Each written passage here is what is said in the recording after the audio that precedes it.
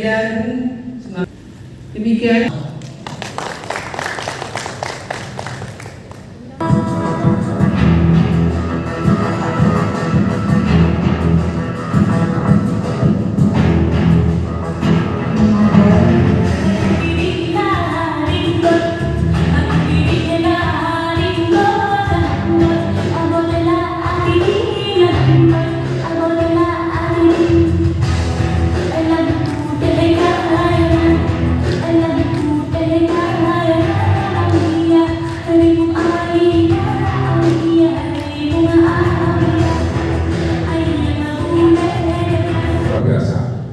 Tentu kita dari Aceh sepakat ke Sumatera Utara menaruh harapan besar ya, kepada ibu-ibu Ikuasu.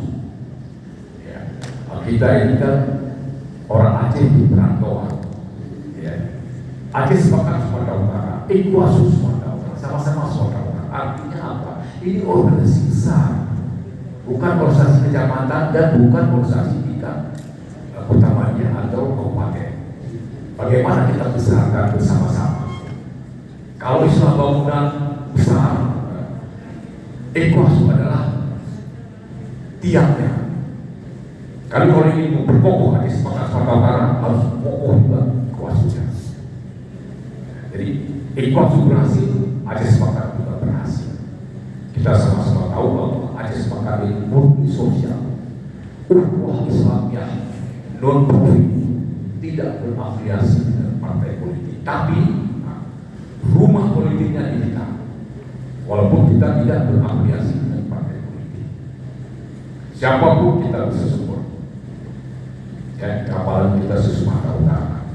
Saya juga mendengar tadi disampaikan Ibu Bina bahwa tahu dan tentu tidak mudah lagi. Dan ada 14 cabang ya, kalau nggak salah ya. Artinya butuh 20 cabang lagi. Karena Aceh sepakat sekarang 34 cabang di Sumatera Utara. Nah, bagaimana kita berdayakan ke depan? Bagaimana perannya Sumatera Utara? Tentu ini bergandengan tangan dengan Ikuasu.